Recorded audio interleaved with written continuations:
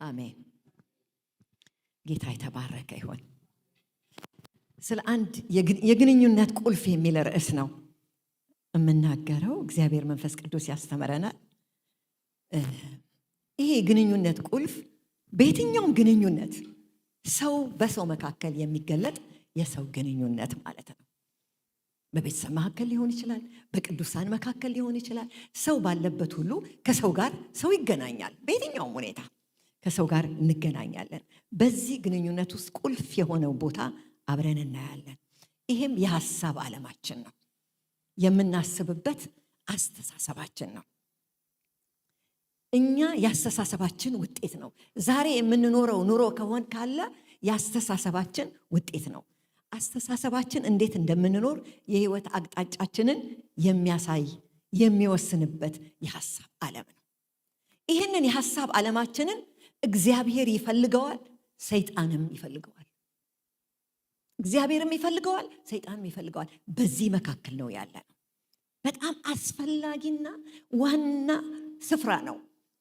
የጦር ሜዳ ነው። ሐሳባችን የጦር ሜዳ ነው። የጦር ሜዳ ነው። የጦር ሜዳ ነው።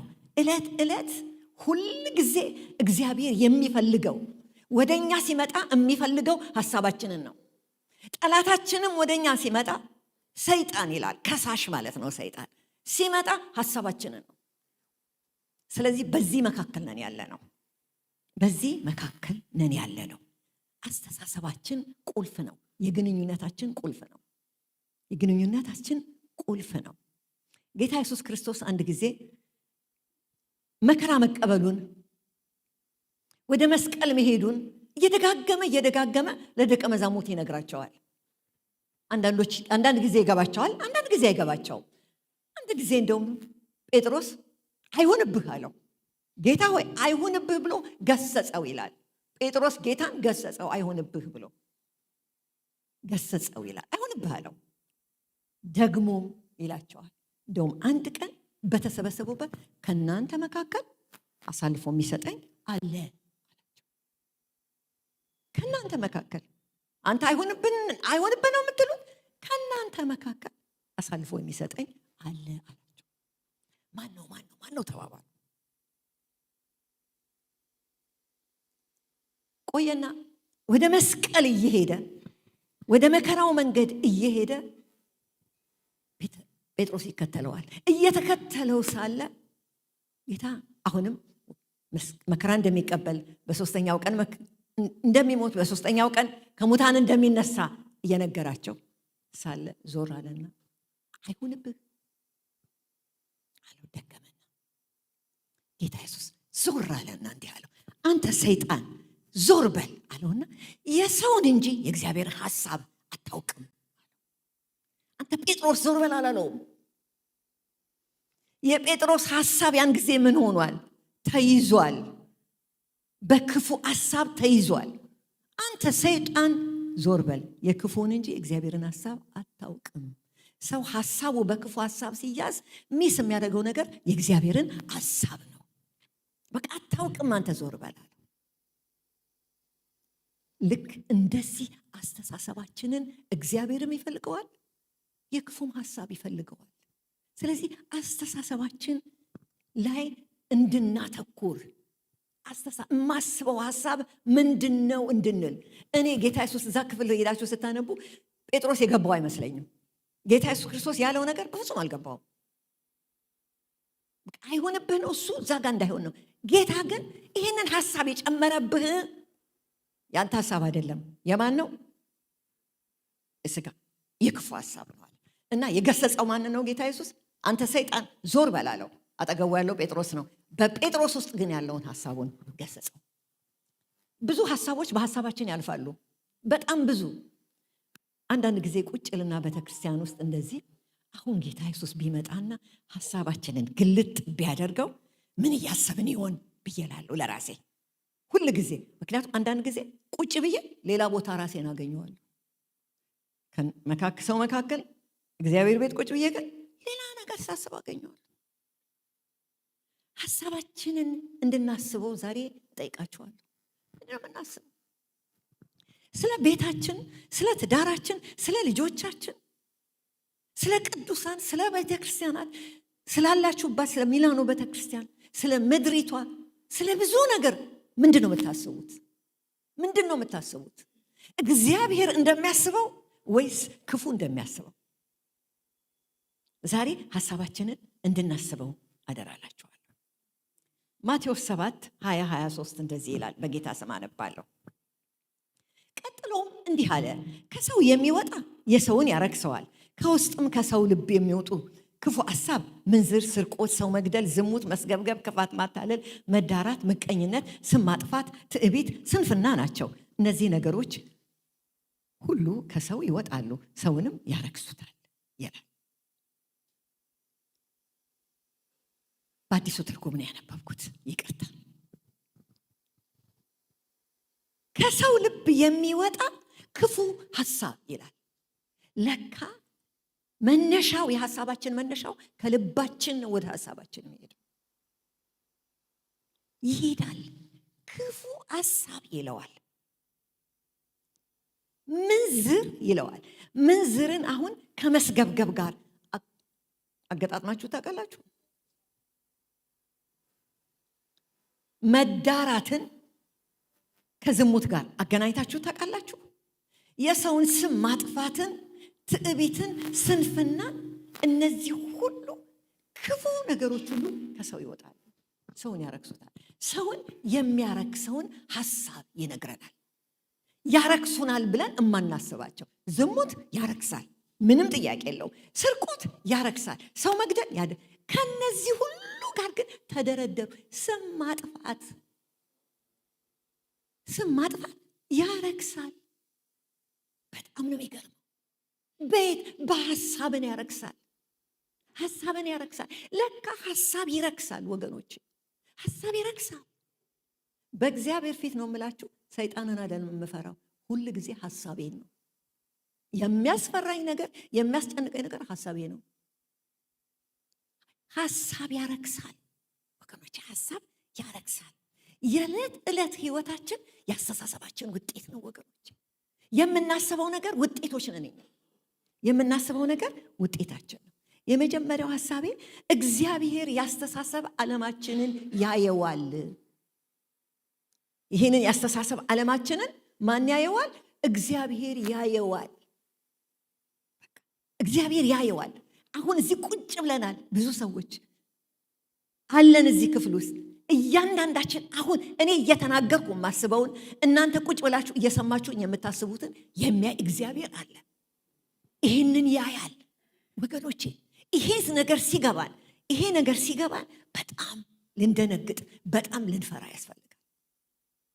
እማትፈልጉት ሐሳብ አስባችሁ አታውቁም? እማትፈልጉት በኢየሱስ ስም ብላችሁ አታውቁም? ሐሳብ ያልፋል።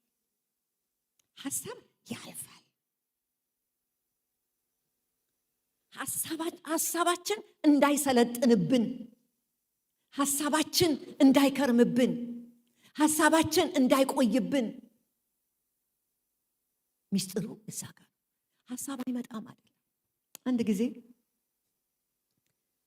አንደኛው ልጄ፣ የአራት ልጆች እናት ነኝ፣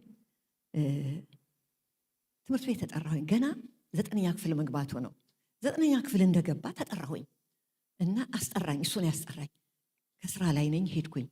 አሞታል ስላቸው አላመመውም ግን ፈልጎሻል አሉኝ። ሄድኩኝ። ሲሄድ ሳየው ደህና ነው እና አስገባሁት፣ መኪና ውስጥ አስገባሁትና እየነዳን ሳየው ደህና ነኝ አለኝ። እኔ ሲጫወት ወይ ወድቆ ይሆን ብዬ ብቻ ብዙ ነገር አስቤያለሁ። ግን ገባ መኪና ውስጥ እየሄድን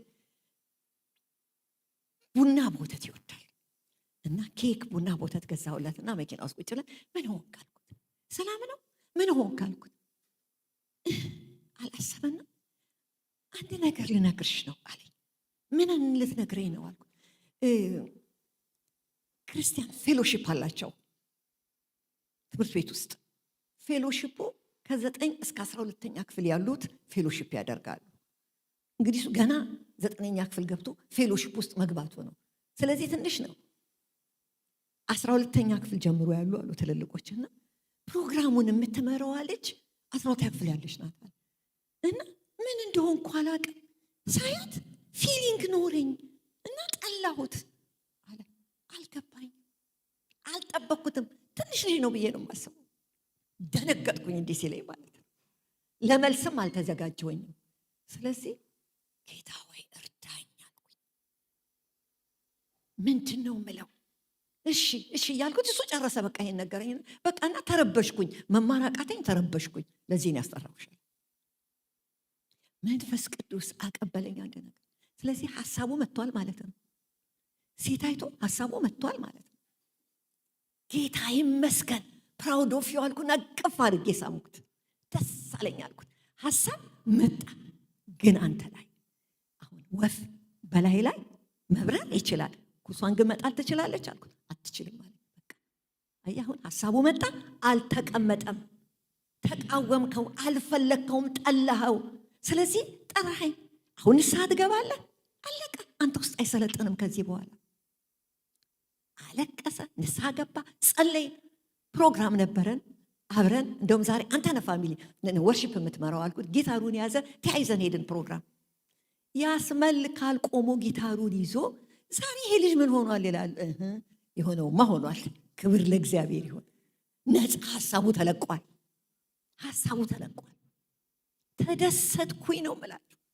ይሄ ማለት ነው ሐሳባችን ላይ የሚመጡ ነገሮች እማንጠብቃቸው ድንገት የምንያዝባቸው ነገሮች ይመጣሉ።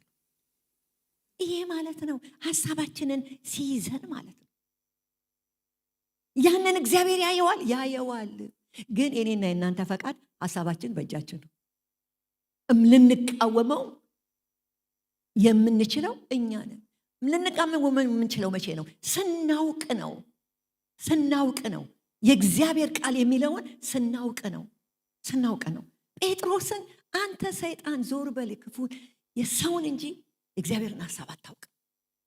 ሐሳባችን ከእግዚአብሔር ሐሳብ ሲወጣ ልንቃወመው፣ በኢየሱስ ክርስቶስ ብለን ልንቃወመው፣ ከራሳችን ልናስወጣው ግድ ይላል ማለት ነው። ለምን? እግዚአብሔር ዓለማችንን ያየዋል። ያስተሳሰብ ዓለማችንን ያየዋል። ወገኖቼ ድርጊታችንን አይደለም፣ የተሰወረው ሐሳባችንን እግዚአብሔር ያየዋል። በጣም ይሄ ቅድም ያነበብኩላችሁ ክፍል ከሰው ልብ የሚወጡ ክፉ ሐሳብ፣ እነዚህ እያንዳንዳቸውን ብታዩዋቸው በጣም እኔ ውስጥ አለ። በጣም እኛ ብዙ ቤተሰብ እናማክራለንና ብዙ ነገር ይገጥመናል። አንዳንድ ጊዜ ሰዎች ማመንዘር የምንለው ሴትና ወንድ አልጋ ላይ ሲወድቅ ነው ማመንዘር ብለው። የእግዚአብሔር ቃል ግን ምን ይላል? ያያት የተመኛት ያያት ምን አለ? አመነዘር። ለካ ያኛው የመጨረሻ ድርጊት ነው። ነገሩ የት ነው የሚጀምረው? ምኞት የት ነው የሚጀምረው? ዝሙት ሲል የሚጀምረው አስተሳሰባችን ውስጥ ነው። የተመኛት ጊዜ ካመነዘረ ከወደቀም አለቀ በቃ። እኛ የምንጠብቀው አክሽኑን ነው፣ ግን የሚጀምረው ይሄ ነው። ስለዚህ መጠበቅ ያለን ምናችንን ነው? አስተሳሰባችንን። ቁልፍ ነው። ከእግዚአብሔርም ጋር ለመገናኘት ከሰውም ጋር ለመገናኘት የአስተሳሰባችን ዓለም ዋናና ቁልፍ ነገር ነው። ስለዚህ ነው አስተሳሰባችንን ማን ያየዋል? እግዚአብሔር ያየዋል። ክብር ለእግዚአብሔር ይሁን። ያየዋል፣ ትግላችንንም ያየዋል።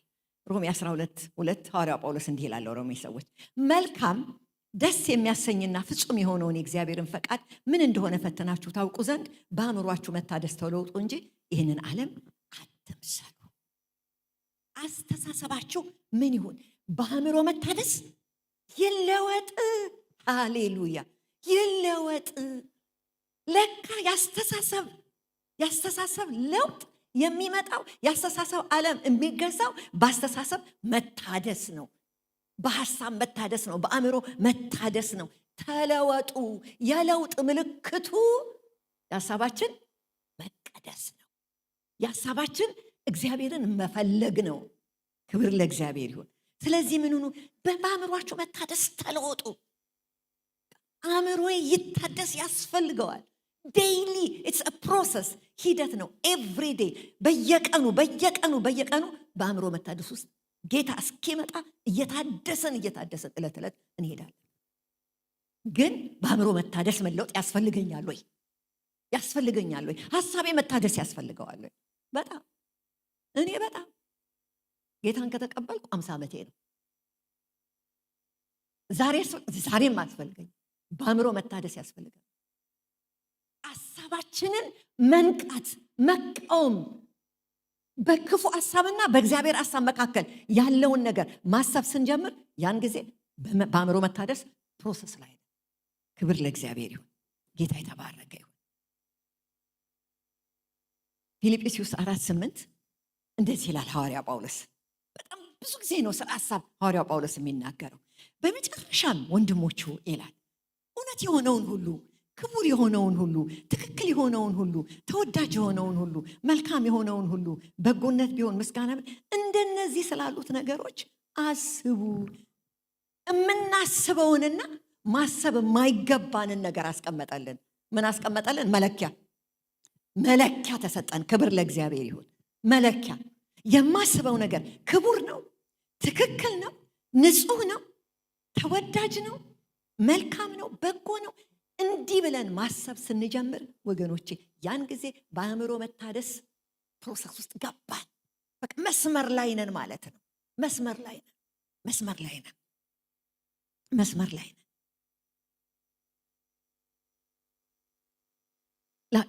ሐዋርያ ጳውሎስ ለቆላስይስ ሰዎች ደግሞ እንደዚሁ 3:2 ላይ እንዲህ ይላቸዋል፣ ሐሳባችሁ በላይ ባለው እንጂ በምድራዊ ነገር ላይ አይሁን ይላል። ሐሳባችሁ በላይ ባለው በእግዚአብሔር ነገር ላይ እንጂ በምድራዊ ነገር ላይ አይሁን። ስለዚህ ሐሳባችንን ምን ማድረጊያ ተሰጠን? ማጣሪያ። ሐሳቡ ሲመጣ የምናስቀምጥበት ተሰጠን። እዚህ ጋር ማሰብ የሚገባን አለ፣ እዚህ ጋር ደግሞ ማሰብ የማይገባን አለ። በጣም ቀላል ነው። ሲመጣ የትኛው ነው ማሰብ የሚገባኝ ወይስ ማሰብ የማይገባኝ? ማሰብ የማይገባኝ። ቅድም ልክ የኔ ልጅ እንዳለው ምንድን ነው ማሰብ እንደሌለበት ገብቶታል። መከላከያው ግን አልገባውም። ማሰብ እንደሌለበት ትክክል እንዳልሆነ መንፈሱ ተጸይፎታል።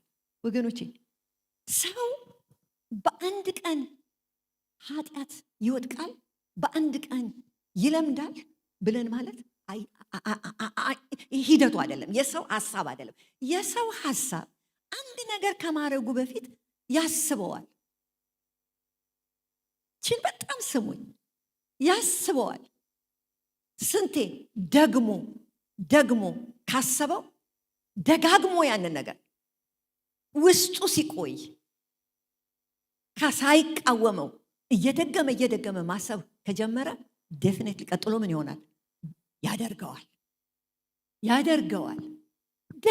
ደጋግሞ የሚመኛትን ሴት ከውስጡ ምኞትን መቃወም ካልጀመረ ቀጥሎ ያደርገዋል ማለት ነው። ደጋግሞ ያንን ነገር ደግሞ እያደረገው መውደቅ እያደረገው ከመጣ ምን ይሆናል? ልማድ ይሆናል። ልማድ ቀጥሎ ልማዱ ደግሞ እየቀጠለ ልማድ ሲሆን ምን ይሆናል? ባህሪ ይሆናል።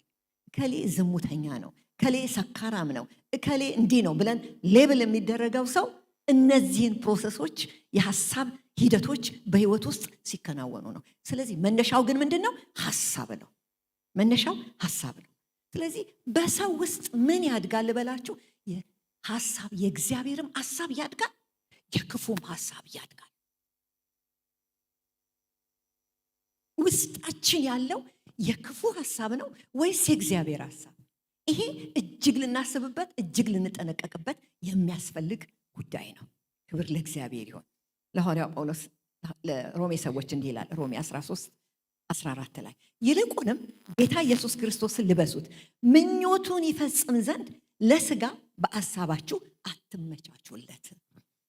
ቅድም ለቆላስይስ ሰዎች እንዳለው በላይ ያለውን እንጂ በምድር ያለውን አታስቡ አለ። እዚህ ጋር ደግሞ ለሮሜ ሰዎች በሥጋ አትመቻቹለት፣ ለሥጋ በሐሳባችሁ አትመቻቹለት። ለካ ክፉ ሐሳብ፣ የሥጋ ሐሳብ የተመቻቸ ነገር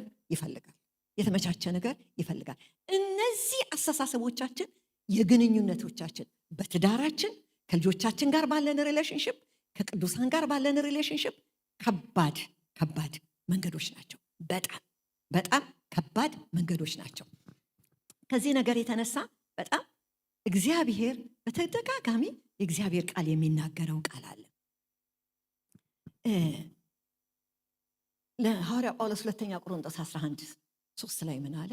እባብ በተንኮሉ አለ ሔዋንን እንዳሳታት ሐሳባችሁ ተበላሽቶ ለክርስቶስ ካላችሁ ቅንነትና ንጽሕና እንዳትጎድሉ እፈራለሁ። የቆሮንቶስ ሰዎች እኮ በጣም ብዙ ችግር አላቸው። ቆሮንቶስ ቤተክርስቲያን እንጀራ አባቱን ሚስት የሚያውቅ ቴዎሎጂካል ኢሹ ያላቸው ስንት ጣጣ አለባቸው። እኔ የሚያሳስበኝ እሱ ሁሉ አይደለም ማለት ሐሳባችሁ እንዴት ልክ እንደ ሔዋን ተበላሽቶ ሐሳባችሁ ምን ያጠፋባችኋል? ለክርስቶስ ያላችሁን ቅንነትና ንጽሕና ያጠፋባችሁ። እሱ ነው የሚያሳስበኝ።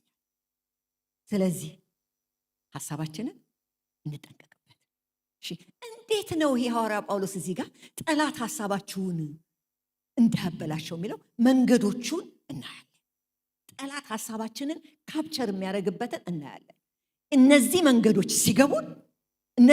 ሲገቡን ለመቃወምም ከእግዚአብሔር ሐሳብም ጋር ጨርሶ ለመሄድ በግንኙነታችኖች ውስጥ ሁሉ ቁልፍ የሆኑ እንደሆነ እናያለን አብረን። ዘፍጥረት 3:2-7 ላይ እንደዚህ ይላል፣ ሴቲቱ የዛፍ ፍሬ ለመብል መልካም ለዓይን የሚያስደስትና ጥበብንም ለማግኘት የሚያጓጓ እንደሆነ ባየች ጊዜ ከፍሬው ወስዳ በላች፣ ከእርሷም ጋር ለነበረው ለባሏ ሰጠችው፣ እርሱም በላ። የሁለቱም ዓይኖች ተከፈቱ፣ ራቁታቸውን መሆናቸውን ተገነዘቡ። ስለዚህ የበለስ ቅጠል ሰፍተው አገለደሙ ይላል። አዲስ ፍሬ አይደለም፣ በፍጹም የኖረ ፍሬ ነው። በኤድን ገነት የነበረው ፍሬ የኖረ ነው፣ አዲስ አይደለም። እግዚአብሔር አትብሉ ያላቸው። አሁን ግን እባብ ወደ ሔዋን ሲመጣ ያሳያት ነገር የዛፍ ፍሬ ለመብል መልካም ለዓይን የሚያስደስት ጥበብን ለማየት የሚያጓጓ ስሜቷን የቀሰቀሰው። ወደ አዳም አልሄደም፣ ምክንያቱም አዳም ስሜታዊ አይደለም። ሳይንቲፊካሊ እንኳን ምን ይላሉ? ሳይንሱ እንኳን ወንድ ምክንያታዊ ነው፣ ሴት ስሜታዊ ናት። ስለዚህ ሄዶ ለሱ በጣም ሾርት ከት የነበረው ምን ነበር? አጭሩ መንገድ ሄዶ ስሜቷን መቀስቀስ የሚያጓጓ ለመልካም አይናድ ለዓይን የሚያስደስት ጥበብን ለማግኘት የሚያጓጓ። ጥበብን ለማግኘት የሚያጓጓ ማለት ምን ማለት ነው? እኔ በቂ ነኝ፣ እግዚአብሔር አያስፈልገኝም። የእግዚአብሔርን ያህል ከሆንኩኝ በቃ ለራሴ አዋቂ ነኝ። ብቃት ጥያቄ ነው። እግዚአብሔር አያስፈልገኝም። የእግዚአብሔርን ጥበብ ካገኘሁት በቂ ነኝ፣ እግዚአብሔር አያስፈልገኝም ነው ውስጣቸው ይገባው። ይሄንን ነው ፕሮሞት ያደረገችው ወደ አዳም ውስጥ ነው፣ ሐሳብ ውስጥ ያለ ነገር ነው ወገኖቼ። ስለዚህ ነው ሐዋርያው ጳውሎስ ሄዶ ለቆሮንቶስ ሰዎች የሚያነሳው ይሄንን ነው። እንደዚህ እንዳትሆኑ፣ ልክ እንደዚህ ጋር እንዳለው እንዳትሆኑ ግልጽ አድርጎ ልክ ሔዋን ይላል እባብ በተንኮሉ ሔዋንን እንዳሳታት ይላል። በጣም የሚገርመኝ ግን እንደው በቃ ለሴት አገዝሽ እንዳትሉኝ እንጂ አዳምን በልቷል። እዚህ ጋር ግን ሐዋርያ ጳውሎስ አዳምና ሔዋን በሉ አይልም እንዴ? ሔዋንን እንዳሳታት ትክክል ነው። ስሜቷን ነው ፕሮሞት ያደረገው እና ይሄን ቦታ ነው የሚያነሳው ሐዋርያ ጳውሎስ። እዛ ጋር ሄዶ ይሄንን ነው የሚያነሳው። ስለዚህ እሺ እንግዲህ ይሄንን ሐሳባችንን እንዴት አድርገን ከክፉ ሐሳብ እንጠብቀው? ምንድን ነው የሚመጣብን? ዝም ብሎ ሐሳብ ነው የሚመጣብን? ኖ፣ ዝም ብሎ ሐሳብ አይደለም። ጌታ ኢየሱስ ክርስቶስ ጋር ሰይጣን ሲመጣ ታስታውሳላችሁ። በሶስት መንገድ ነው የመጣው። በሶስት ጊዜ በሶስት አይነት መንገድ ነው የመጣው። ቅርብ ቀን እንዲህ ግሩፕ ዲስከሽን ነበረንና አንድ ባልና ሚስት መሰክሩ ነበር፣ ሌላም ባልና ሚስት መሰክሩ ነበርና እየሰሙ እዚህኛው ጋር የምትመሰክረው ሚስት ነች፣ እዚህኛው ግሩፕ ላይ የሚመሰክረው ባል ነው። ሁለቱም ስለ ጠላት ውጊያ ነው የሚያወሩት። ኮመን ዲኖሚኔተር አላቸው። አንድ ጠላት አለን፣ ስትራቴጂው ግን ሁለቱም ጋር የተለያየ ነው። አንድ ጠላት አለን፣ ስትራቴጂው ግን የተለያየ ነው። ሐሳቡ አሳይን የሚያደርገው የተለያየ ነው። ስለዚህ አንዳንድ በጣም ኮመን የሆኑና ልንታለልባቸው የሚችሉትን መንገዶች አብረን እናያለን። በተለይ በቤተሰባችን ውስጥ፣ በተለይ በሪሌሽንሽፓችን፣ በልጆቻችን፣ በጓደኞቻችን፣ በግንኙነታችን ውስጥ ሁሉ የምንታለልበትና የምንቸገርበትን አንዳንድ ነገሮች እናያለን። የመጀመሪያው በግል ህይወታችን ጭንቀት፣ እንዲህ ሊሆን ነው፣ ይህ ነገር ካልተሳካ ምን ልትሆን ነው፣ ሁሉንም ነገር ብታጣስ፣ እግዚአብሔር ልመናህን ባይሰማስ፣ በቃ ይሄ ነገር ባይሳካስ። በዓለም ላይ ያለ ጥናት ልንገራችሁ፣ ሰው ከሚጨነቅበት ነገር 100% 85% አይሆንም ይላሉ። ዓለም ያጠናው ይህ ዓለም ያጠናው ጥናት 85% አይሆንም ሰው የሚጨነቅበት ነገር አለ። እንዲህ ሊሆን ነው፣ እንዲህ ቢሆንስ? አንድ ጊዜ አንድ ወንድ ቃቋ ላይ አይገርምሽም አለ። ልጆች በላይ ያሉት ከ7 ዓመት በታች 4 ልጆች አሉት። ቆይ አሁን ብሞት እነዚህ ልጆች ምንድነው የምታረጋቸው ብዬ ማሰብ ጀመርኩ። ቆይ ምን ታረጋቸዋለች? በቃ እኔ ላይፍ ኢንሹራንስ መግባት አለብኝ። ቆይ ላይፍ ኢንሹራንስ አይደለም እንትን ማድረግ አለብኝ። እንዲህ ስል ነጋ። ጠዋት 12 ሰዓት 6 AM ሆነ አለ። በቃ ነጋ ቁጭ ብያለ። ይሄን ብቻ ምን ላድርግ? አሳዘነኝ በጣም ብዙ። ይሄ ነገር ቢሆንስ፣ እንዲህ ቢሆንስ? በጣም ጥሩ ነው። ሀገር ቤት አረሳም። አንዲት እናት በጣም ምናልባት የዛሬ 40 ምናምን ዓመት በፊት ይሆናልና ልጆቿ ዘማሪዎች ናቸውና ለአገልግሎት ሄዱ። እንግዲህ ከአዲስ አበባ አቃቂ ያን ጊዜ ሩቅ ነው። ልጆች ናቸው ሄደዋል አለች። ትጠብቃቸው ይመጣሉ ብያለች። ብጠብቃቸው ማታ ደግሞ ቴሌቪዥን እንዲቁጭ ብዬ ሳይ አቃቂ ጎርፍ ይዞ ምናምን የሚል ነገር ሰማዋለች። ልጆቼ ምን መንገድ ልገጠማቸው ብዬ ነፍሴ ተጨነቀቻለች። እንዲህ ስልስል እኩለ ሌሊት ሆናለች። አልመጡም። ሞተዋል ልጆችሽ። ድምፅ ነው የምሰማዋለች። በጣም ተናደድኩ። ውስጤ አዘነ። ተነሳሁና የሞቶ ወደ ጌታ ነው የሚሄዱት። ይኸው ተነስቼ ቤቱን አዘጋጃለሁ። እንግዳ ይመጣል። ምን ትመጣለህ? እንደ ሰው እንዲህ እያወራሁ ተንጎራደድኩኝ። በቃ የሞቱ ወደ ጌታ ነው የሚሄዱት። በቃ ይሞቱ ብዬ ስወስን እንቅልፍ ወሰደኛለች። ማለት በጣም ብዙ ለሰው ማንነግረው ውስጣችን የምንጨነቅበት ነገሮች አሉ። እግዚአብሔር ቃል እንደዚህ ይላል ማቴዎስ 6:31 ላይ ስለዚህ ምን እንበላለን፣ ምን እንጠጣለን፣ ምንስ እንለብሳለን እያላችሁ በማሰባችሁ አትጨነቁ። ነገ ምን ይሆናል ብላችሁ አትጨነቁ። ስለ ልጆቻችን በጣም ብዙ እንጨነቃለን። በጣም ነገ ምን ይሆኑ አይደለም ለልጆቻችን፣ ለራሳችን አናውቅም። ታውቃላችሁ ስለነገራችሁ አናውቅም። በእግዚአብሔር እጅ ላይ ያለንም አቅም የለንም። ነገን ኮንትሮል የምናደርግበት አቅም የለንም። ግን ነገን ኮንትሮል ማድረግ የሚችለውን እግዚአብሔርን ግን እናውቃለን። ክብር ለእግዚአብሔር ይሁን። የሚያውቅልንን እናውቃለን። እኛ እናውቅም፣ ግን የሚያውቅልንን እናውቃለን። መልሳለን ወገኖች፣ መልሳለን። ፊልጵስዩስ 4:6 ላይ እንደዚህ ይላል። ስለዚህ መጀመሪያ 6:11 እና 12 ላንብብላችሁ። ዲያብሎስ የተንኮል ስራ መቋቋም ትችሉ ዘንድ የዲያብሎስን የተንኮል ስራ መቋቋም ትችሉ ዘንድ የእግዚአብሔርን ሙሉ የጦር ዕቃ ልበሱ።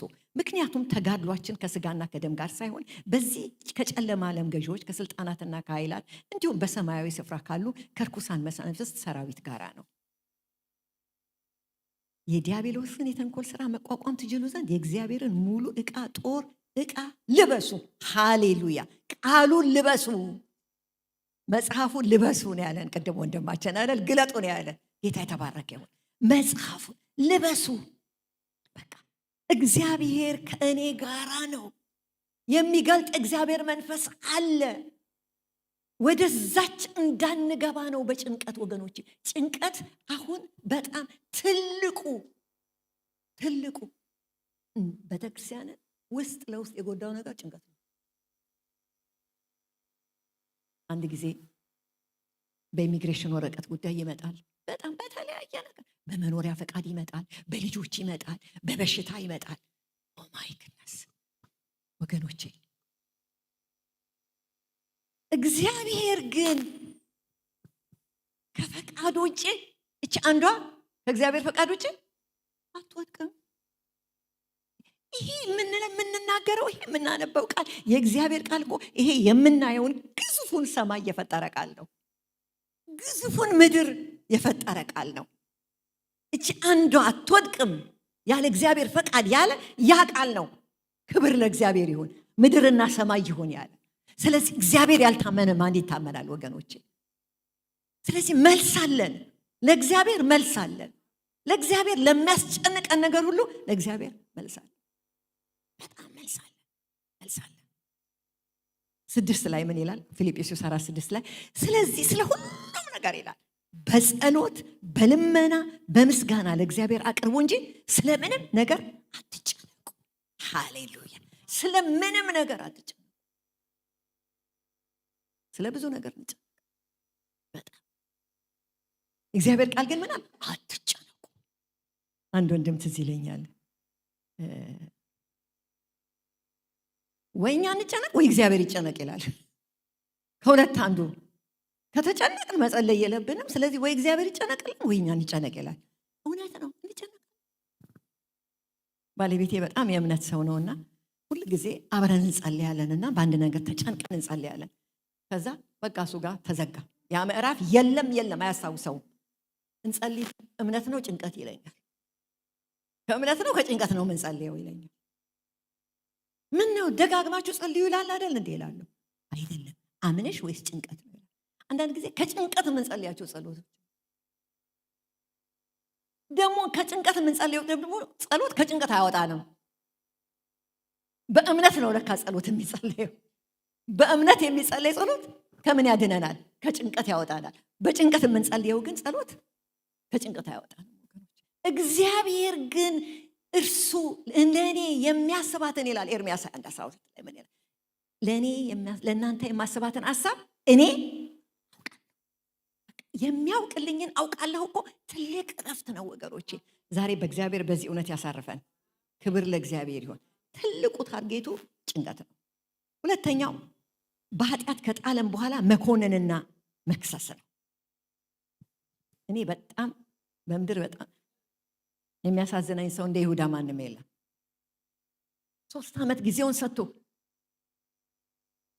ጌታን ተከትሎት መርጦት 3 ዓመት በመካከላቸው ቁጭ ብሎ ምን ገባበት ይላል? ሐሳብ ገባበት። እናንተ ከመንገድ የሚያወጣ እድል ነበረው። በጣም ሰፊ እድል ነበረው። ግን ክፉ ነው ኃጢአት። ከጣለም በኋላ ከከሰሰን በኋላ ክስ ነው። ከወደቅን በኋላ ክስ ነው። እድል እንዳለ በንስሐ መመለስ እንዳለ እንድናይ ያደርገናል። ያላት አንድ ሞትን መንገድ ነው የሚያሳይ። ሰዎች በብዙ ነገር ራሳቸውን ያጠፋሉ። ልክ እንደ ይሁዳ የሚሞቱ ሰዎች አሉ። ተከሰው ሐሳብ ነው የሚገባው። ኃጢአት ካሰራን በኋላ ኃጢአቱንም ለመስራት ሐሳቡን የሚጨምረው እሱ ነው። ቀጥሎ ደግሞ የኃጢአቱንም የሞቱንም ሶሉሽን የሚያሳየው እሱ። ወገኖቼ ኃጢአት ጻድቅ 7 ጊዜ ይወድቃል። 7 ጊዜ ሰዎችን ይቅር ለማለት አጠገባችን ያሉትን ይቅር ለማለት ቅርብ ነን። ሰይጣን ማለት ከሳሽ ማለት ነው። ክፉ ይከሳል ወገኖች። መንፈስ ቅዱስ ግን ያጽናናል፣ ይመክራል፣ ይገስጻል። ስለዚህ ሁለተኛው የጠላት ታርጌት በኃጢአት መጣልና ከጣለም በኋላ መኮንን፣ መክሰስ፣ ወደ ጥፋት መውሰድ። ዛሬ በውስጣችሁ የምትከሰሱበት ነገር በጣም ዘካርያስ 3:1-2 እንደዚህ ይላል። ከዚህ በኋላ ታላቅ ድምፅ በሰማይ እንዲህ ሲል ሰማሁ። አሁን የአምላካችን ማዳን ኃይልና መንግስት የእርሱ የክርስቶስ ስልጣንም መጥቷል። ቀንና ሌሊት በአምላካችን ፊት ሲከሳቸው የነበረው የወንድሞቻችን ከሳሽ ተጥሏል ይላል። ይቅርታ ራእይ 12:10 ነው ይሄንን ያነበብኩት። የወንድሞቻችን ከሳሽ ተጥሏል ይላል። ክብር ለእግዚአብሔር ይሁን። ዘካርያስ 3:1-2 ላይ ደግሞ ምን ይላል? እርሱም ሊቀ ካህኑን ኢያሱን በእግዚአብሔር መልአክ ፊት ቆሞ ሰይጣን ሊከሰው በስተቀኙ ቆሞ አሳየኝ። እግዚአብሔርም ሰይጣንን አንተ ሰይጣን እግዚአብሔር ይገስጽህ፣ ኢየሩሳሌምን የመረጠ እግዚአብሔር ይገስጽህ፣ ይህ ሰው ከእሳት የተነጠቀ ትንታግ አይደለምን አለ። ይገስጽህ፣ እግዚአብሔር ይገስጽህ አለ። እንደዚህ ነው ልንቃወመው የሚያስፈልገን። ወድቀን የምንከሰስበት ነገር አለ። የዛሬ 40 ዓመት አንድ ሰው ወደ እኛ መጣ። 40 ዓመት በፊት እና በጣም አንድ ነገር አለ። በጣም እከሰሳለሁኝ። በጣም እከሰሳለሁ።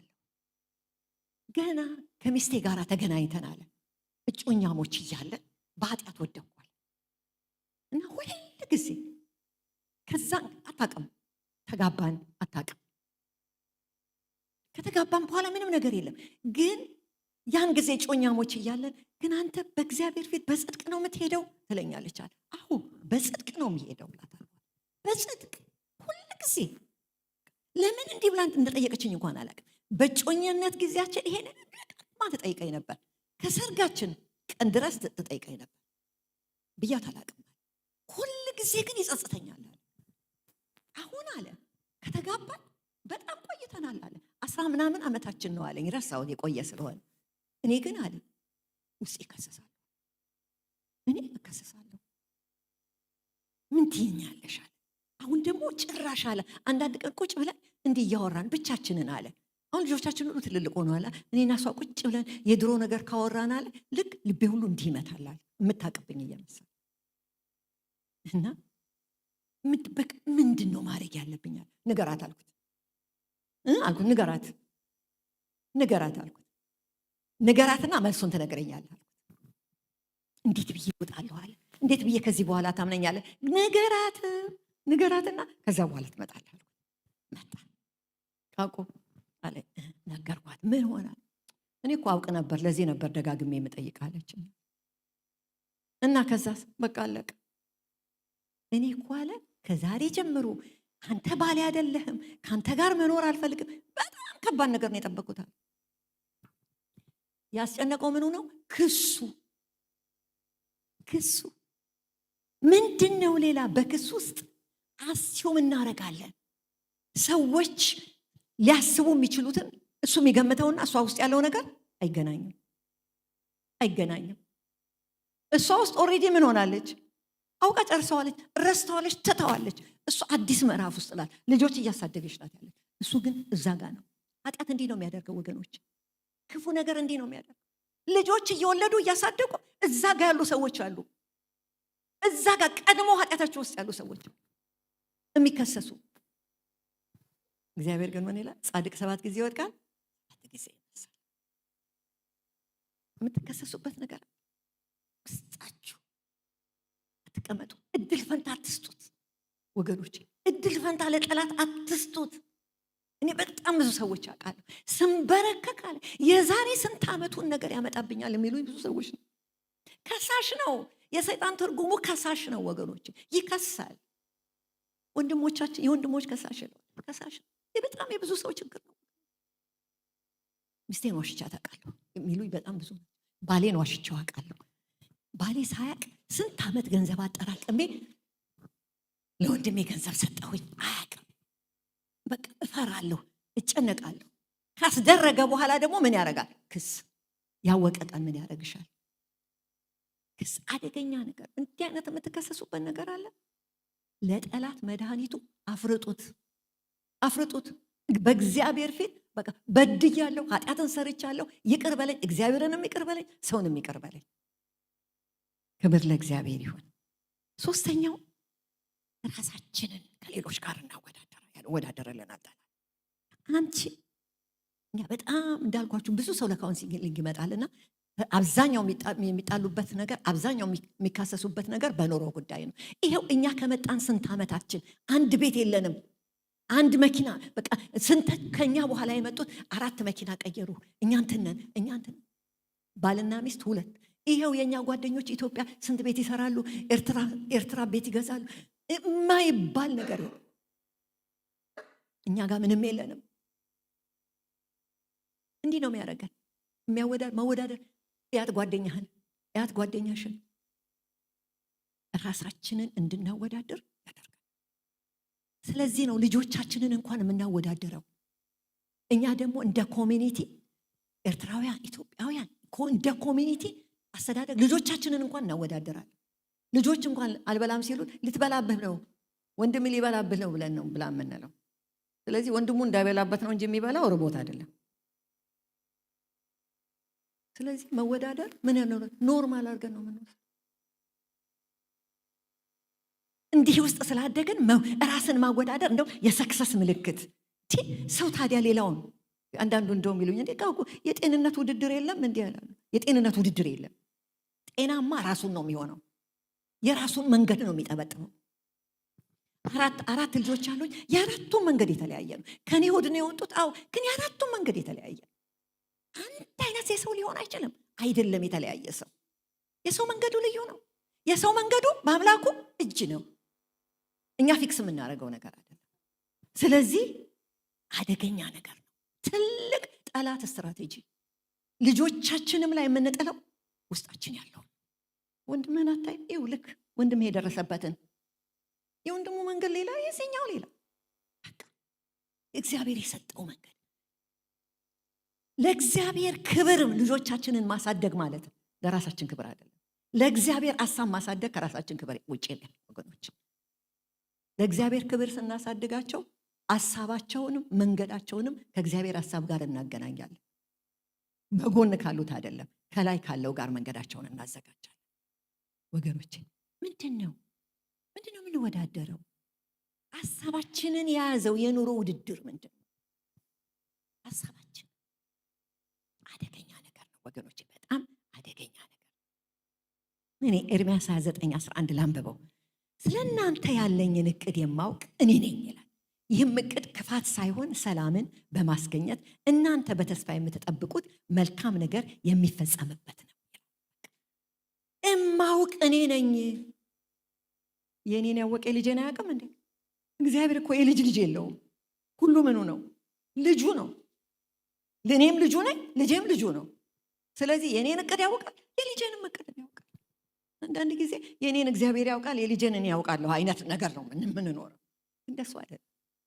የኔንም ያውቃል፣ የልጆቼን ያውቃል፣ የልጅ ልጆቼን ያውቃል። ይሄ ነው እምነት ወገኖች። ይሄ ነው በእግዚአብሔር መደገፍ። ይሄ ነው እግዚአብሔር ሐሳብ ውስጥ መግጠም። በላይ ያለውን ማሰብ ማለት ይሄ ነው። ይሄ ነው እግዚአብሔር እጅ ላይ መውደቅ። ቁልፍ ግንኙነት ነው። ቁልፍ ግንኙነት። አሜሪካን ሀገር አንዲት ሴት ነበረች። ጥቁር ነች። ኦሲኦላ ትባላለች። ሚሲሲፒ የሚባል ከተማ ውስጥ ነው የምትኖረው።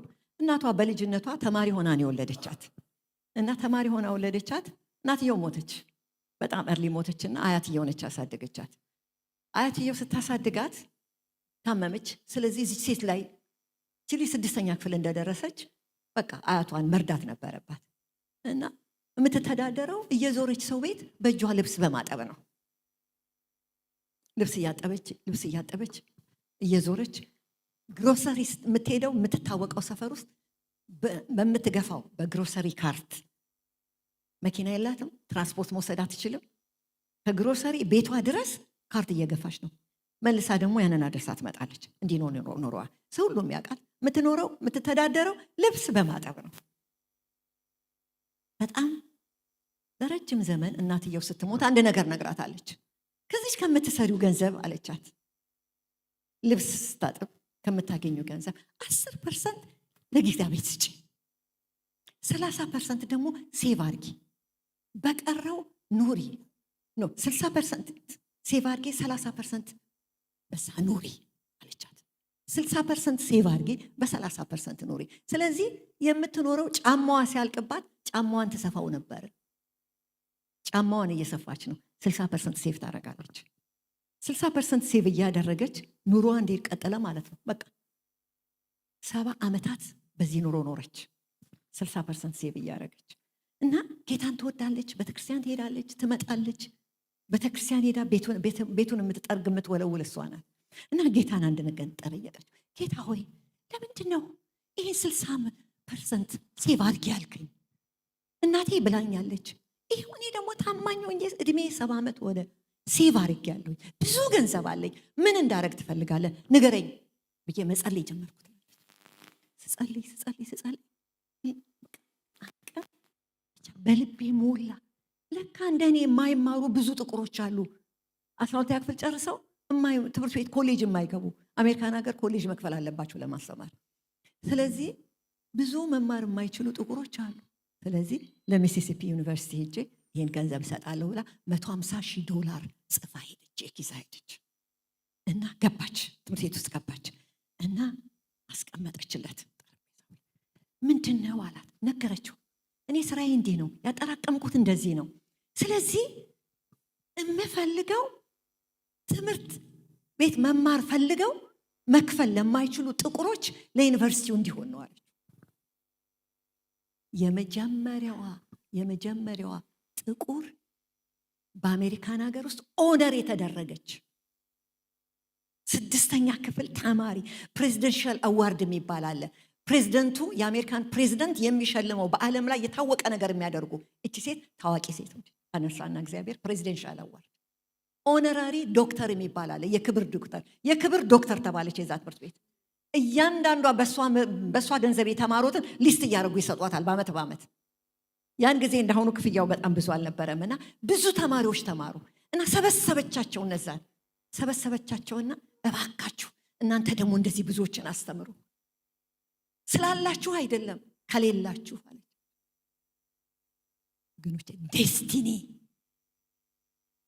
እግዚአብሔር ያየውን ስናይ ወገኖቼ ሐሳባችን በእግዚአብሔር ሲያዝ ገንዘባችን የእግዚአብሔር ነው፣ እኛ የእግዚአብሔር ነን።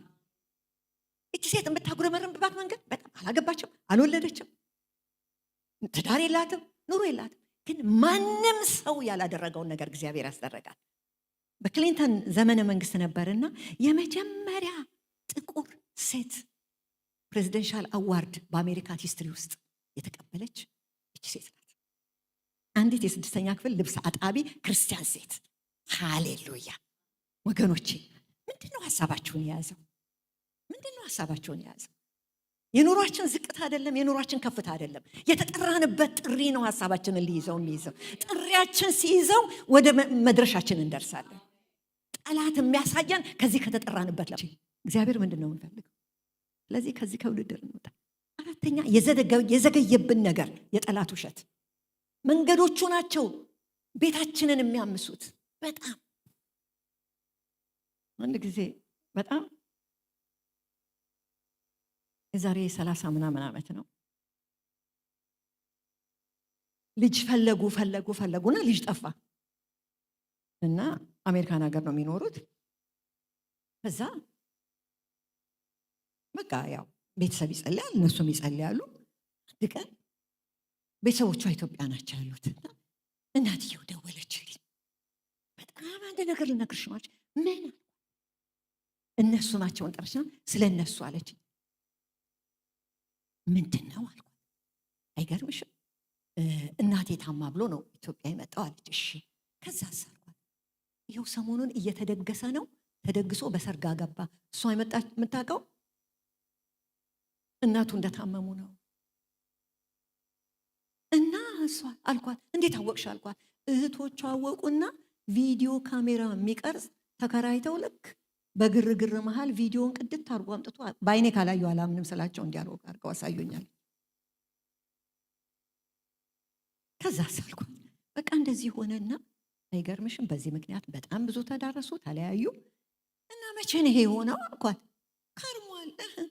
ለካ የማይወልደው እሱ ነው። አሁን መጨረሻ ላይ ለካ እኔ ነኝ የማልወልደው። ከችኛዋን አገባና ልጅ ሲጠፋ እንደገና ምርመራ ሲሄዱ አንተ ነህ የማትወልደው። ወገኖቼ የዘገየብን ነገር የጠላት ውሸት አለ። ስለ ልጅ መውለድ እግዚአብሔር ካልሰጠኝ እግዚአብሔር ብለን የምንጠይቀው በጣም ብዙ ልጅ መውለድ ሊሆን ይችላል፣ ትዳር ሊሆን ይችላል። የዘገየብን ነገር እግዚአብሔር ጠላህ ነው፣ እግዚአብሔር ጠላሽ ነው አይደለም። እግዚአብሔር ለበጎ ነው። አንድ ወንድምና እህት ለረጅም ጊዜ ሲጋቡ እንኳን እርሊ ያገባበት እሱ ልጅ ስለሚፈልግ ነው። እና ልጅ አልመጣም። ተቸገሩ፣ በጣም ተቸገሩ። እና አንድ ቀን እንዲህ አልኩታለች፣ ምን አለበት ልጅ አዳፕት ብናደርግ አልኩታለች። ኖ ልጅ የእግዚአብሔር ስጦታ ነው አልቀበልም አለኛለች። እሺ በቃ ተውኳለ፣ አቆምኳለች። ከዛ እሷ ዩኤስአይዲ ነው የምትሰራው ያን ጊዜ። እሱ ደግሞ የአንድ ትልቅ የመጽሐፍ ቅዱስ ማከፋፈያ የዛ የሊቪንግ ባይብል ያውቃል ዳይሬክተር ነው። እና አንድ ቀን ቢሮዬ አንድ ሰው መጣና እንግዲህ ይሄንን እኔና ባሌ ተነጋግረን 10 ዓመት ማለት ከ10 ዓመት በፊት ነው እንዲህ ያልኩት። የአዳፕሽኑ ነገር ቻፕተር ተዘግቷል። አሁን 10 ዓመት አልፏቸዋል ማለት ነው። ከ10 ዓመት በኋላ አንድ ቀን ይሄ ሰው አንድ ሰው ይመጣና ቢሮዬ ይኸውልሽ አንድ ሚኒስትሪ ጀምሬያለሁ እና እባካችሁ እርዱኝ። እኔ ደግሞ ሚኒስትሩ የጀመረው ሚኒስትሪ ምንድነው? የወደቁ ልጆች ተወልደው ልጆች ይወድቃሉ። በጣም ብዙ ይወድቃሉ። እኔ አሁን ያወቅኩት ኢትዮጵያ ውስጥ በጣም ብዙ ይወድቃሉ። እና እያነሳው እግዚአብሔር ተናግሮኝ ነው፣ እግዚአብሔር አሳይቶኝ ነው። እግዚአብሔር ህልሙን ያሳየኝ ቀን ወጥቼ ወደ ስራ ሲሄድ ታክሲ ሊይዝ ወጥቼ ሩቅ ሰፈር ነው የምኖረው አለ። አንድ 10-15 ደቂቃ በእግሬ መሄድ አለብኝ በጫካው አለ። ሲሄድ የወደቀ ልጅ ሌሊቱን አይቼ የወደቀ ልጅ አገኘዋል።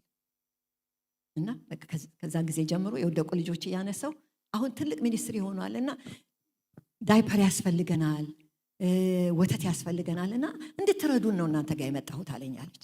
ከዛ ምን ታደርጋቸዋለሁ ልጆቹን ስንል ለሎካል አዳፕሽን እዛው ለአገር ውስጥ አዳፕሽን ለሚሆን ሰው እሰጣለሁ። መተው በህግ መንገድ ይወስዳሉ። ወይ ጉድ እንዲህ አይነት አለ ብሎ ረዳ ነው። ካርዱን ጥሎልኝ ሄዳለች። ያው ሰውዬ ባለቤቷ ጋር ሄደ ማለት ነው። ያውቃል መጽሐፍ ቅዱስ እንፈልጋለን።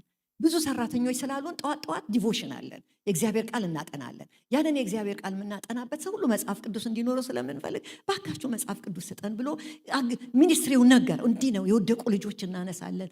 ሁሉም እትብታቸውን አንዳንዶቹ እንደውም እትብቱ እንዲህ እንደተንጠለጠለ ነው የምናገኛቸው ብሎ ነገረውና በቃ መጣ።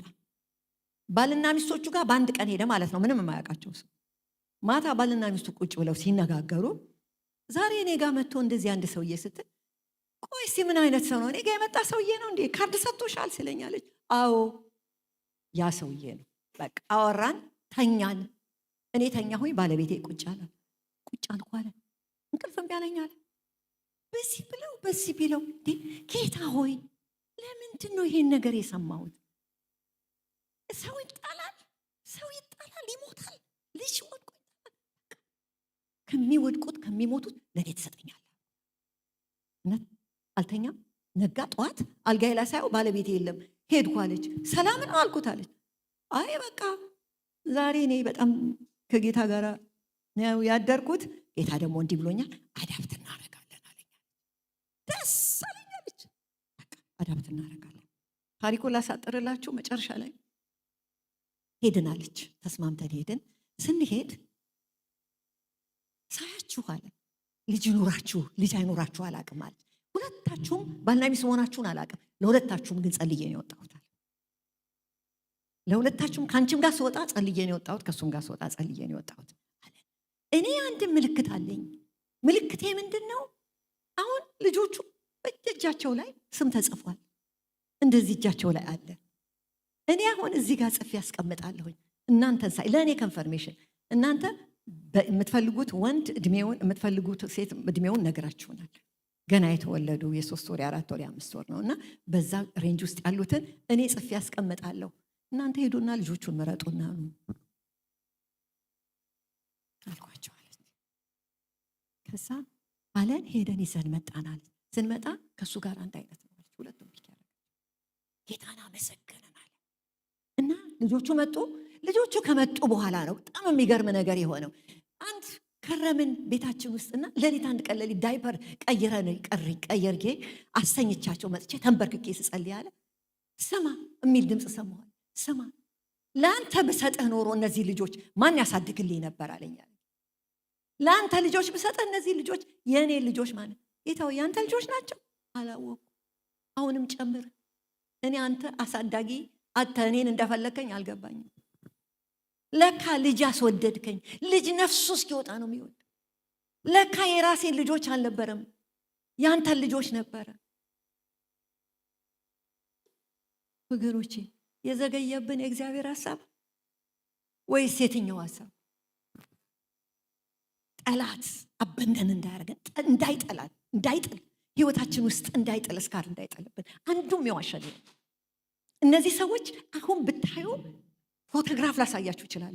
ማንም ሰው የነሱ ልጆች ናቸው አይደሉም ብሎ የሚል የለም። እሱ አባቱን እችኛዋ እናቱ ማመን የሚያቀት ኮምፕሊትሊ ለመገመት የሚያስችል ነገር ነው። እግዚአብሔር አሁን ብዙዎችን ጨምረዋል። ብዙዎች ያሰድ እግዚአብሔር ዘገየ አልዘገየም። የእግዚአብሔር ሐሳብ ነበር።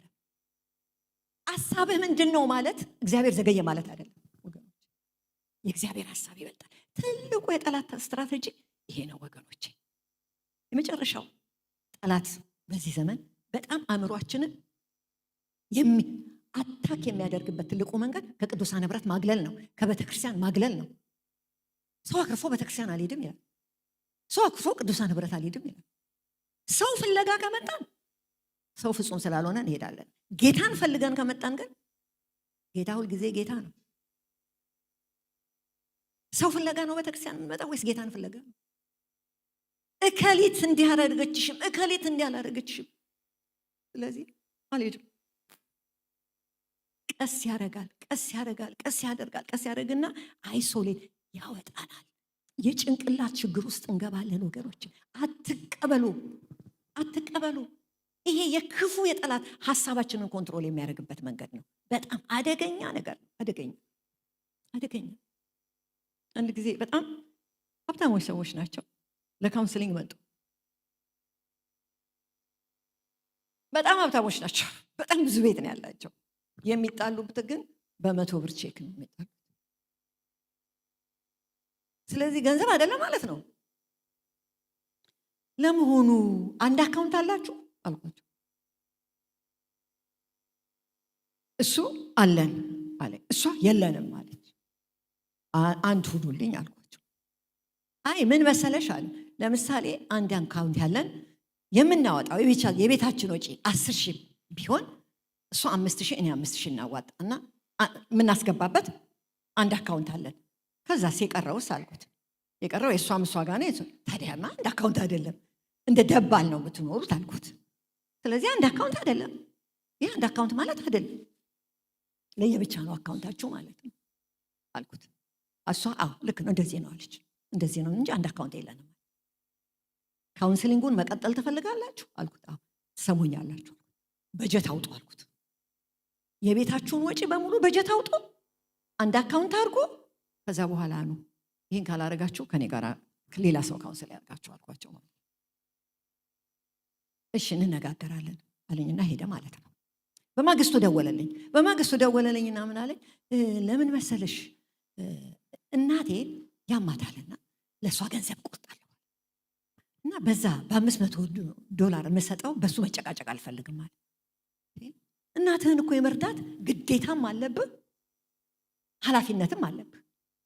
ለምንድነው ደብቃ የምታደርገው አልኩት። በቃ በዚህ ስለምንጨቃጨቅ እሺ አስገባው አልኩት። ይሄንን በጀት ስትሰሩ እዛ ውስጥ ለእናቴ ብለህ አስገባና ከኔ ጋር ዲስከስ እናደርጋለን አልኩት ማለት ነው። እዛ መጡ፣ በጀታቸውን ሰርተው መጡ። ሲመጡ ኢሜል አደረጉኝ፣ እኔም ኢሜይሌን ይዣለሁ፣ እነሱም የራሳቸውን ይዘው እያየን ሳይ አሁን ለእናቴ 800 ይላል ማለት ነው። ለእኔ ነገረኝ $500 ነው። ምን ማለት ነው ብዬ ጥያቄ ውስጥ እንደሆንኩኝ ገብቶታል። ግን ምንም አላልኳቸውም። በኋላ አንድ ነገር ልናገር አለኝ። አዎ ይኸውልሽ በፊት የምሰጠው 500 ነበር፣ በጀቱን ስንሰራ ግን 800 ያደረገችው እሷ ናት አለ። ያንሳቸዋል ብላ የጨመረችው እሷ ናት። ሰይጣን ምን ማሽቶት ነበረ? ይህንን 500 ብር እንኳን እሷ አትፈቅድልህም ነው። ይህ 500 ብር አትፈቅድልህም፣ ስለዚህ እንዲህ አድርግ። እሷ ናት አለ። እኔ ነርስ ነኝ አውቃለሁ። ይሄ ለነርስ ለሚረዳቸው ነርስ ይሄ በቂ አይደለም፣ ስለዚህ 800 ብር መሆን አለበት ብላ ያደረገችው እሷ ናት። ምን ነበር አንተ ግን ያልከኝ አልኩት። በኋላ ለብቻ አገኘሁትን። እኔ አላውቅም። አሁን እኔ የምልሽ ነገር የለኝም። ሰይጣን ይንገረኝ፣ እግዚአብሔር ይንገረኝ፣ አላውቅም። ይህንን ሁሉ ዓመት የበጣሁት መንገድ ቆጭቶኛል። ሰይጣን ይዋሻል ወገኖቼ። ስለ ሚስትህ የምታስበውን ውሸት ይሰጣል። ስለ ባልሽ የምታስቢውን ውሸት ይሰጥሻል። ተቀብሎት በሁለት አካውንት እሷ ምንም ነገር ስለዛ ነገር እንዳታቅ ማለት ነው። መፍትሄ ሀሳቡን ብቻ ሳይሆን ሶሉሽኑን እንዲልት እሷን በዚህ ትጨቃጨቃለ። ስለዚህ ምን አካውንት አለኝ። በጌታ በኢየሱስ ስም ከእግዚአብሔር ሕዝብ ላይ ያንሳ ይሄንን ወገኖች። በጣም ብዙ ውሸት አለ። በጣም አስዩም እናደርጋለን። እንዲህ ለማለት ፈልጎ ነው፣ እንዲህ ለማለት ፈልጋ ነው እንድንባባል ያደርጋል። አደገኛ ነገር ነው ወገኖቼ። ሀሳባችን በጣም አደገኛ ነው።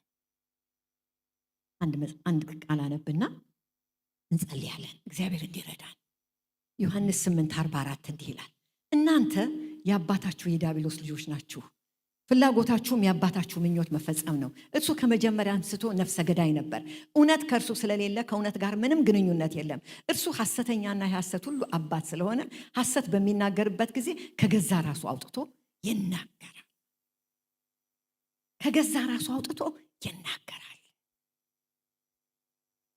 ዛሬ በጌታ በኢየሱስ ክርስቶስ ስም የክፉን ድምፅ፣ ሐሳባችንን የሚያጠፋውን የክፉን ድምፅ እግዚአብሔር ይስበረው። ወገኖቼ ክፉ ነገር የሐሰት ሁሉ አባት አለ። የሐሰት ሁሉ አባት ስለሆነ በሚናገርበት ከራሱ አውጥቶ ይናገራል። ለሐሳባችን፣ ለሐሳብህና ለሐሳብ በጣም ብዙዎቻችን የተሸወድንበት በጣም ብዙ ነገር አለ ወገኖቼ፣ ብዙ ነገር እግዚአብሔር ቃል እንደዚህ ይላል፣ ዲያብሎስን ተቃወሙት ከእናንተ ይሸሻል፣ ወደ እግዚአብሔር ቅረቡ እሱም ወደ እናንተ ይቀርባል። እግዚአብሔር ወደ ሐሳባችን በሚመጣው ነገር ሁሉ የምንቃወምበት አቅም ይስጠን። አሁን በኢየሱስ ስም ብሎ መቃወም እንደ ስህተት ትምህርት እየተቆጠረ ነው። ምን በኢየሱስ ስም ይላሉ? ተቃወሙት ያለ እግዚአብሔር ቃል ነው።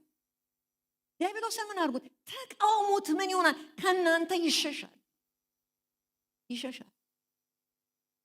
ብዙ ሰው በእነዚህ ነገሮች ውስጥ የአእምሮ ችግር ውስጥ ያሉ በጣም ብዙ ሰዎች አሉ። ይፈልጉኛል፣ ይከተሉኛል፣ ይመጡብኛል የሚሉ በጣም ብዙ ናቸው። ላይስ አእምሯችን ውስጥ ውሸቶች ሲያድጉ እየቀጠለ ሲመጣ ብዙ ሜንታል ዲስኦርደር ውስጥ እንገባለን። ብዙ ችግር ውስጥ እንገባለን። በጣም ብዙ ችግር አለን። እዚህ ውስጥ አልገባም። በጣም ብዙ ችግር አለን። አንዱ በካውንስሊንግ ትልቅ ቻሌንጅ ይሄ ነው። ሐሳባችን የግንኙነት ቁልፍ ነው። እግዚአብሔርም ይፈልገዋል፣ ሰይጣንም ይፈልገዋል። ስለዚህ ሐሳባችን ምንድነው? ዋርፌር ነው። የምናስለቅቀው ነው።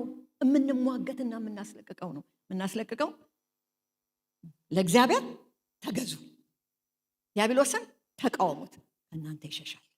እንጸልያለን። ሃሌሉያ። ወገኖቼ በእግዚአብሔር ፊት እንጸልያለን። ይህ በጣም ሐሳብ ዓለማችን የግንኙነቶቻችን ቁልፍ ነው። በባልና ሚስት መካከል ልክ ሐዋርያው ጳውሎስ እንዳለው ሔዋንን እንዳሳታት ዛሬም ያስተናል። ተጠንቀቁ ነው ያለው። በቃ ምንድን ነው የምናስበው? ሐሳባችንን የያዘው ምንድን ነው? በእግዚአብሔር ፊት የምትከሰሱበት ነገር አለ?